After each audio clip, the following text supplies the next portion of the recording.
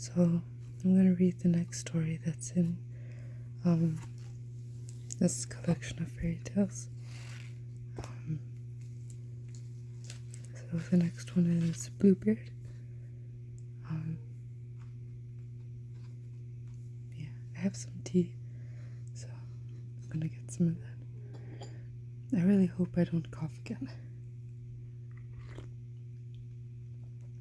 A couple videos ago I coughed a bit in the thing, so hope I don't do that again.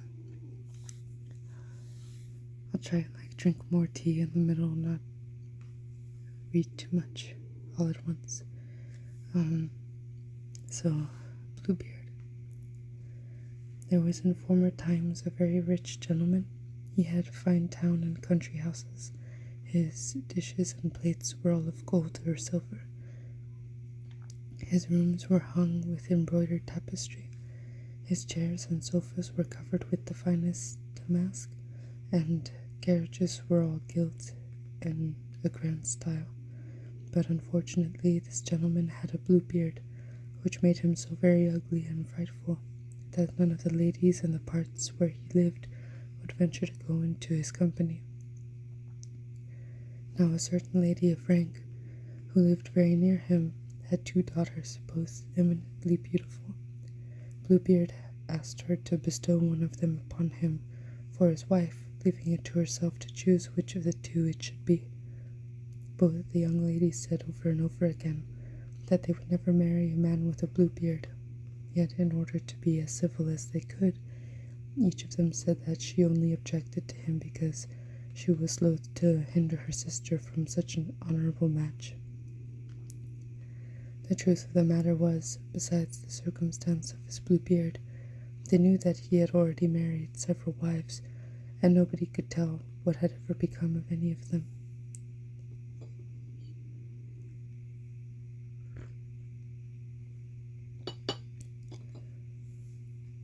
Bluebeard, in order to gain their favor, asked the lady and her daughters with some of their friends and acquaintances to accompany him to one of his country villas.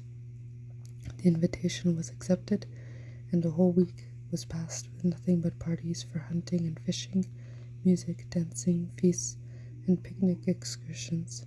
No one ever thought of going to bed, and the nights were spent in merry-makings of all kinds. In short, the time rolled on in so much pleasure that the youngest of the 2 sisters began to think that the beard was not so very blue, and that the gentleman who owned it was a very civil and obliging person. Shortly after their return home, the marriage was celebrated. About a month after the wedding, Bluebeard told his wife that he was obliged to leave her for 6 weeks at least, as he had some business of importance to transact in the country. He desired her to be sure to indulge herself in every kind of pleasure during his absence, to invite as many of her friends as she liked, to take them into the country if she chose, and to treat them all with all sorts of dainties.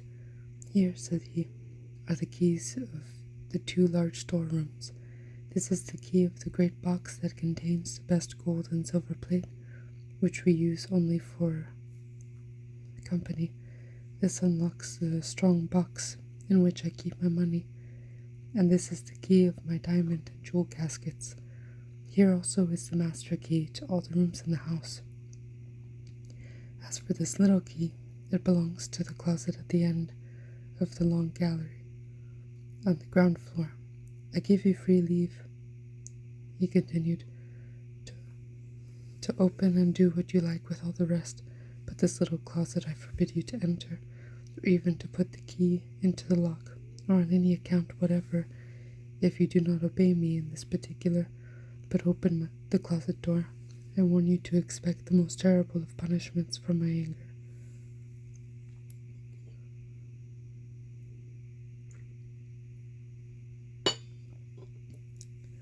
The wife promised to obey his orders in the most punctual manner, and Bluebeard, after tenderly embracing her and bidding her adieu, stepped into his carriage and drove away.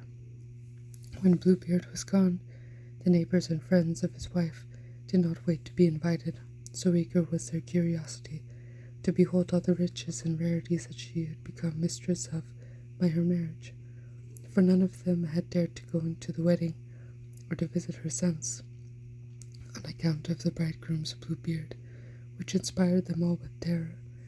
As soon as they arrived, they ran over Bluebeard's house, from room to room, from closet to closet, from storeroom to storeroom, observing with surprise and delight that each one they came to was richer and more splendid than the one they had just quitted. When they came to the suite of drawing rooms, they could not sufficiently admire the costly grandeur of the tapestry, the gorgeous beds, the rich sofas, the rare cabinets, the brilliant chandeliers, the luxurious chairs and tables, and the noble mirrors. The frames of these last were of silver gilt and superbly chased, with the plates, some being of the finest glass, and other sheets of burnished silver, reflected the beholder's figure from head to foot. In a word, nothing could exceed the costly elegance of Bluebeard's furniture, and his wife's acquaintances failed not to admire and envy her good fortune. The wife, meanwhile, was far from thinking about the fine speeches they made to her, and was intent only on exploring the secrets of the closet on the ground floor that her husband had so strictly forbidden her to open.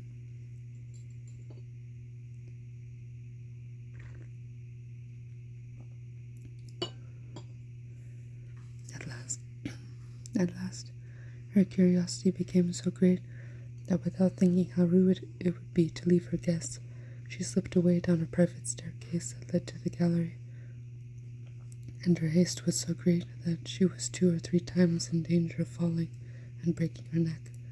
When she reached the closet door, she paused to reflect a minute or two on the order her husband had given her, and to consider that her disobedience might perhaps be attended by fatal consequences. But curiosity to know what the closet contained assailed her so powerfully that she was unable to resist its impulse, and resolved to gratify it at all hazards. With a trembling hand, she put the little key into the lock and turned it, and the door immediately flew wide open.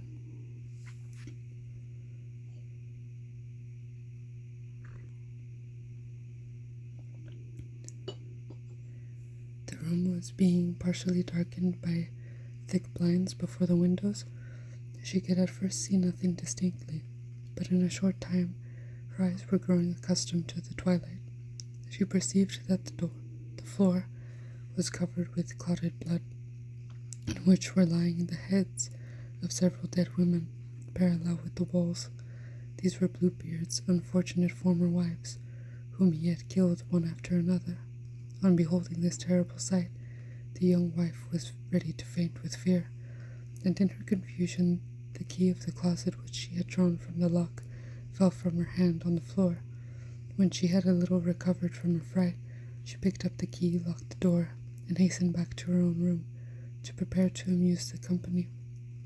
But her agitation was so great that her attempts to quell it were vain.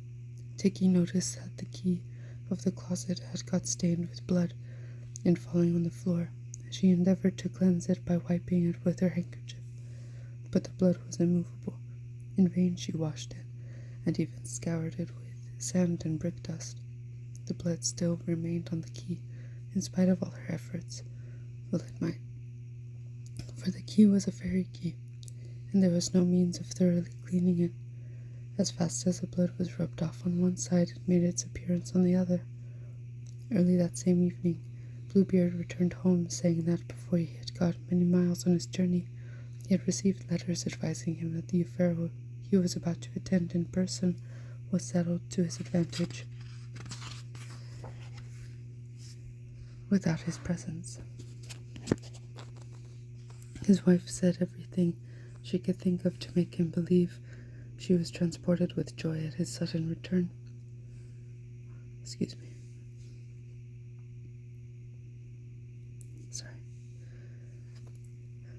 The next morning, he asked her for the keys.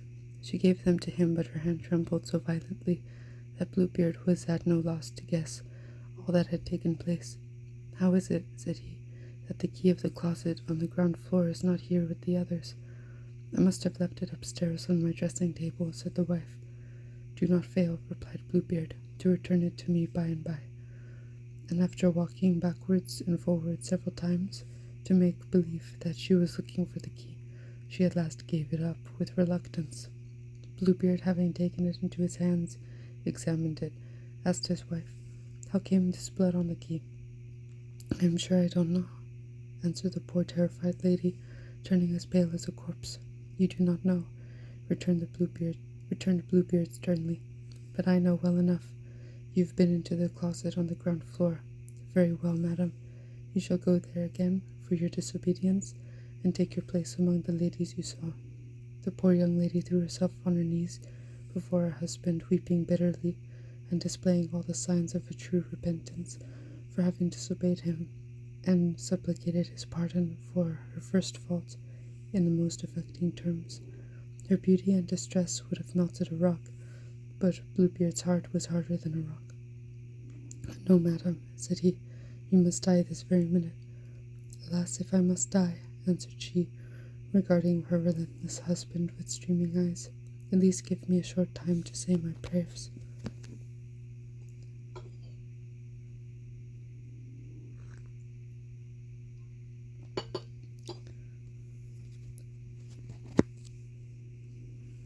"You shall have half a quarter of an hour," retorted the cruel Bluebeard, but not a second more. When Bluebeard had left her to herself, she called aloud to her sister and said, "Sister Anne," that was her sister's name, "pray thee run up to the top of the tower and see if my brothers are in sight.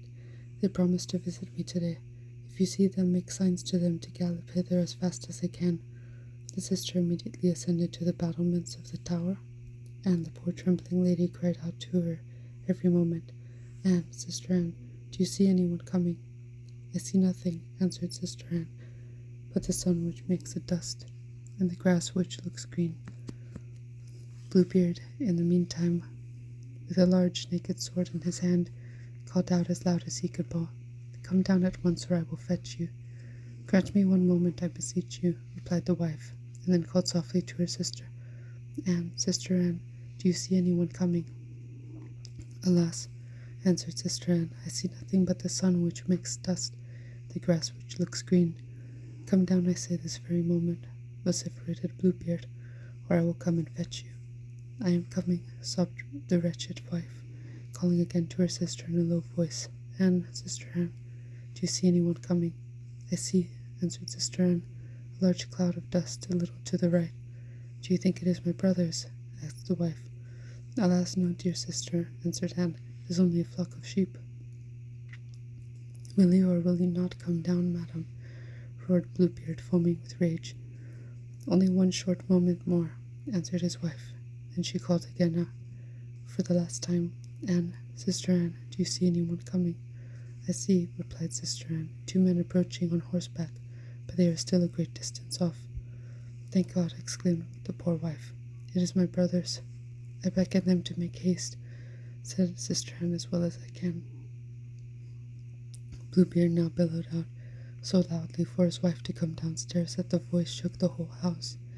The poor young lady, with disheveled hair and tears streaming down her eyes, now came down and begged him on her knees to spare her life. "It is all of no avail," said Bluebeard, "you shall die."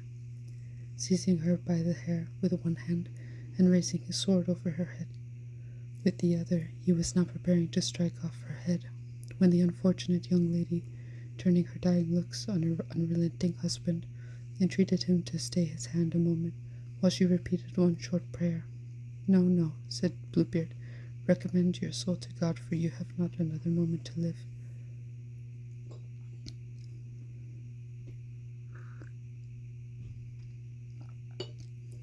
While he was steadying his arm to make sure of his blow, a loud knocking was heard at the gates, which made Bluebeard pause a moment to see who it was. The gates flew open, and two officers in full uniform rushed into the mansion. They drew their swords and hastened up to Bluebeard, who, knowing them at a glance to be his wife's brothers, one a dragoon and the other a hussar, tried to escape from their presence, but the brother pursued him so nimbly that they overtook him before he had gone 20 steps, and passing their swords through his body, laid him dead at their feet. The poor wife, almost as dead as her husband, was unable for some time to embrace and thank her brothers for their timely rescue. As Bluebeard left no heirs, his wife inherited all his immense wealth. She bestowed part of her vast fortune as a marriage dowry to her sister Anne, who was shortly afterwards united to a young gentleman who had long loved her. Some of the money she laid out in the purchase of captains' commissions in their respective regiments for her 2 brothers, and with the residue she endowed a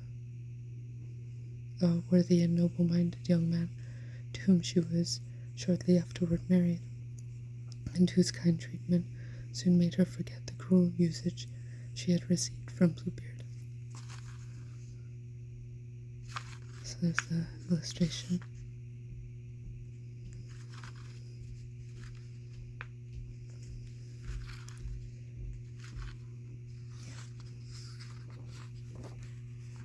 So that's that.